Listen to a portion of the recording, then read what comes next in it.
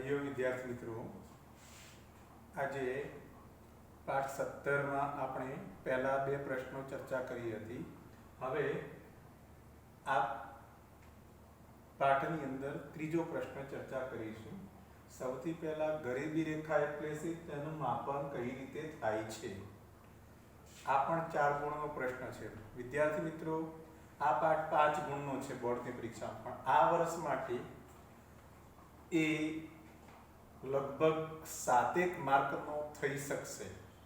એટલે બરાબર યાદ રાખજો, 7 માર્કનો થઈ શકે એટલે એમાંથી 2 ગુણના અને 4 ગુણના પ્રશ્ન આવી શકે છે.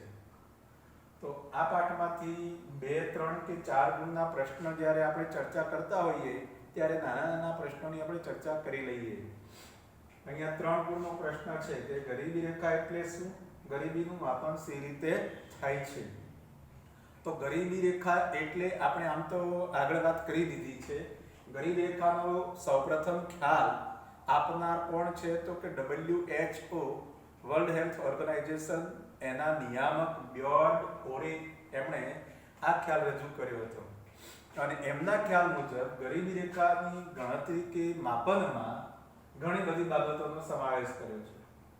અનાજ, વસ્ત્ર, રહેઠાણ, શિક્ષણ, આરોગ્ય, પીવાનું ચોખ્ખું પાણી, વીજળી, સેનિટેશન એટલે આપણે કે ગંદકીનો નિકાલ, એ સુવિધા, પછી વાહન પરિવહન, સંદેશા વ્યવહાર, આપણે સેનિટેશન એટલે વોશરૂમ કહીએ, એની સુવિધા, આ બધી સગવડો પાછળ થતા ખર્ચ તેમજ આવક મુજબ તેમજ કેલેરીને આધારે જીવન ધોરણની નક્કી કરેલી સપાટીને ગરીબી રેખા કહે છે. એનો અર્થ એ થયો કે આપણા દેશની અંદર જે ગરીબી રેખાનો ખ્યાલ રજૂ કરાય છે, એક આ બધી વસ્તુઓ પાછળ જે ખર્ચ કરવો પડે એ ખર્ચથી આવક જે છે એ આવકના આધારે, અને બીજું છે કેલેરીના આધારે.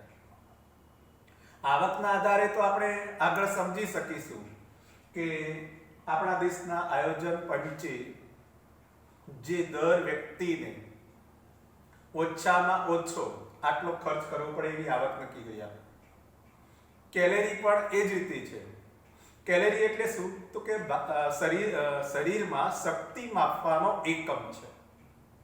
દરેક વ્યક્તિને કઈ કામ કરવા માટે ચોક્કસ શક્તિની જરૂર પડે છે. એ શક્તિ ખોરાકમાંથી મળે છે. ખોરાકમાંથી જે શક્તિનું રૂપાંતર થાય છે, જેને શામાં મપાય છે, કેલેરીમાં મપાય છે. પુખ્ત વ્યક્તિએ ગ્રામીણ વિસ્તારમાં વસવાટ કરતા હોય તો તેને 2400 કેલેરી ખોરાકની જરૂર પડે, અને શહેરી વિસ્તારમાં જો વસવાટ કરતા હોય તો તેને 2100 કેલેરીની જરૂર પડે છે. જો એ 2400 કે 2100 કેલેરીની ખોરાક દર આપણે કહીએ છીએ કે દિવસે અથવા એક ટંકનો ન પ્રાપ્ત કરી શકે તો હોય તો એને આપણે ગરીબી રેખા કહીએ છીએ. ભારતમાં ગરીબીનું માપન માટેની 2 રીતો છે. એટલે કે કોઈ એક કુટુંબ દ્વારા વિવિધ વસ્તુ કે સેવાઓ પર કરવામાં આવેલ ખર્ચને આધારે, આ બધી વસ્તુઓ છે એના માટે કરવામાં આવેલા ખર્ચને આધારે, અને બીજું છે કુટુંબ દ્વારા મેળવેલ આવકને આધારે કે એક કુટુંબે કેટલી આવક મેળવી છે. કારણ કે ખર્ચ ત્યારે જ કરી શકશે એને એના કુટુંબે આવક મેળવી હોય ત્યારે, એટલે આવકને આધારે છે.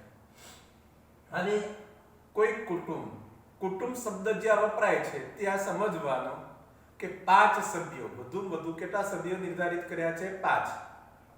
ઓછામાં ઓછા 3 કે 2, પણ કુટુંબ જે છે એ કુટુંબ માટે વધુમાં વધુ 5 સભ્યો નિર્ધારિત કરવામાં આવ્યા છે. એના આધારે આપણે પહેલા નિરપેક્ષ કરી કહીશું કે ખર્ચ કેવી રીતે કરવો પડે. તો કે અનાજ, કઠોળ, દૂધ, શાકભાજી, કપડાં, રહેઠાણ, આવી તદ્દન પ્રાથમિક જીવન જરૂરિયાતો લઘુત્તમ બજાર ભાવે પણ પ્રાપ્ત કરી શકવાની ન્યૂનતમ આવક ન ધરાવતા હોય તેઓ નિરપેક્ષ રીતે ગરીબ છે એમ કહી શકાય.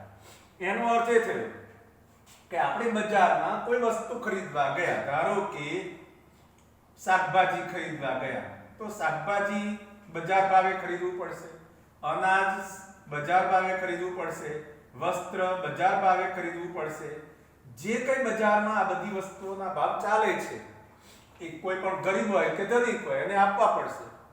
પરંતુ આ ખર્ચ કરવા માટે જાય છે તો એની પાસે આવક હશે તો જશે ને.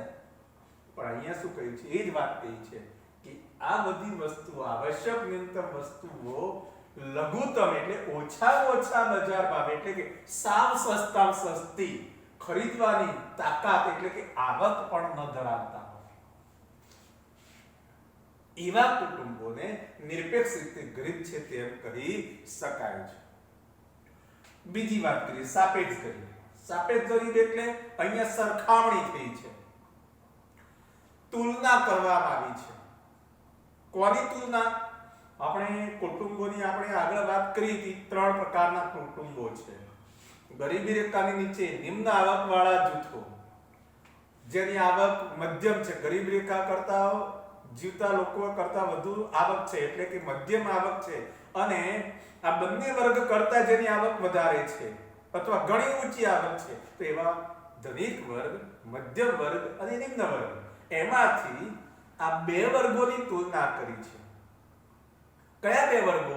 એક તો નિમ્ન આવક ધરાવતા કુટુંબો અને બીજું ઊંચી આવક ધરાવતા કુટુંબો. આ બંનેની તુલના કરી છે એટલે કે ઊંચી આવક વાળા જૂથની નીચી આવક વાળા જૂથની સાથે સરખામણી કરતા હવે નીચી આવક વાળા જૂથની આવક કેવી છે? ઓછી છે. કોની? નીચી આવક વાળા જૂથની. એટલે તેઓ ઊંચી આવક વાળા જૂથની આ બધી વસ્તુઓ, ધારો કે શાકભાજી, ઊંચી આવક વાળાઓ જે છે કોઈ ઊંચી કક્ષાની શાકભાજી ખરીદશે 60 રૂપિયા કિલો મળશે અને સામાન્ય ગરીબ હશે તો એ 10 રૂપિયા કે 20 રૂપિયામાં મળે એવી પણ ખરીદશે. તો આણે આટલો ખર્ચ કર્યો, આણે આટલો ખર્ચ કર્યો, તો એ ખર્ચની જે આપણે સરખામણી કરી છે કે આ તો આટલી ઊંચી આવક છે એટલે એ તો ઊંચી જાતની વસ્તુ ખરીદી શકે છે, પરંતુ એની આવક એટલી નથી, પણ એ ખરીદી શકે છે એવી થોડી તાકાત છે ખરી. સાવ નિરપેક્ષ નથી, સાવ શું નથી? નિરપેક્ષ નથી. થોડી ઘણી પણ એની પાસે શું છે? ખરીદવાની શક્તિ છે, એટલી આવક છે.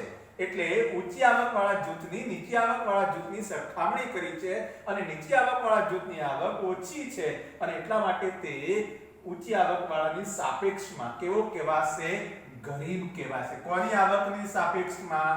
ઊંચી આવક વાળા જૂથની સાપેક્ષમાં. સાપેક્ષ એટલે સરખામણીમાં. એને વધુ સમજીએ કે એ કુટુંબની આવક કેટલી છે? 10,000. બી કુટુંબની આવક કેટલી છે? 20,000. સી કુટુંબની આવક કેટલી છે? 30,000. તો આમાં સૌથી ઓછી આવક કોની છે? એ કુટુંબની છે. હવે આ બી કુટુંબની વાત કરીએ કે બી કુટુંબની સાપેક્ષમાં એ કુટુંબની આવક ઓછી છે એટલે કે બી ની સાપેક્ષમાં એ ગરીબ છે. કોની સાપેક્ષમાં? બી ની સાપેક્ષમાં એ કેવો છે? ગરીબ છે. એવી જ રીતે અહીંયા આપણે જોઈએ છીએ કે સૌથી ઊંચી આવક કોની છે? સી ની છે. આ સી ની આવક કરતા કોની આવક ઓછી છે? બી અને એ ની આવક ઓછી છે એટલે કે સી ની સાપેક્ષે એ અને બી કેવા કહેવાશે? ગરીબ કહેવાશે. કારણ કે અહીંયા આ 3 પ્રકારના કુટુંબોની આવક જૂથ બતાવી છે અને બી ની સાપેક્ષે એ ગરીબ છે, સી ની સાપેક્ષે બી અને એ બંને ગરીબ છે. આ સાપેક્ષ સરખામણીની દ્રષ્ટિએ પણ ગરીબી રેખાનું માપન કરવામાં આવે છે. તો દરેક દેશોની અંદર આ ગરીબીનું જે માપન કરવામાં આવે છે કોઈ આ જ રીતથી કરવામાં આવતું નથી. બધાને જુદી જુદી રીતો હોય છે. આમાં આવકવાળા જૂથની કે આવકમાં પ્રમાણ વધે તો સરેરાશ આવક જેમ જેમ વધશે તેમ તેમ તેઓ પોતાની આવશ્યક વસ્તુઓમાં શું કરશે? ખરીદી કરશે. એટલે તે ગરીબી રેખાથી ઉપર ચાલ્યા જશે. કે કોનાથી ઉપર ચાલ્યા જશે? ગરીબી રેખાથી મધ્યમ વર્ગમાં આવી જશે. આમ જેમ જેમ આવકમાં વધારો થતો જાય તેમ તેમ એ કુટુંબો જે છે એ ગરીબી રેખા જે છે એ ગરીબી રેખામાંથી બહાર આવી શકે છે. તો ચાલો આ પ્રશ્નને આપણે જોયો કે ગરીબી રેખા એટલે શું, ગરીબીનું માપન કઈ રીતે થાય છે તે પ્રશ્ન 4 ગુણની અંદર પૂછી શકે છે અને વિદ્યાર્થીઓ તમારે તૈયારી પણ કરવાની છે. હવે આગળ બીજો પ્રશ્ન નવા વિડિયો લેક્ચરમાં જોઈશું. ત્યાં સુધી આપણે અહીંયા સાંભળીએ. હરિઓમ.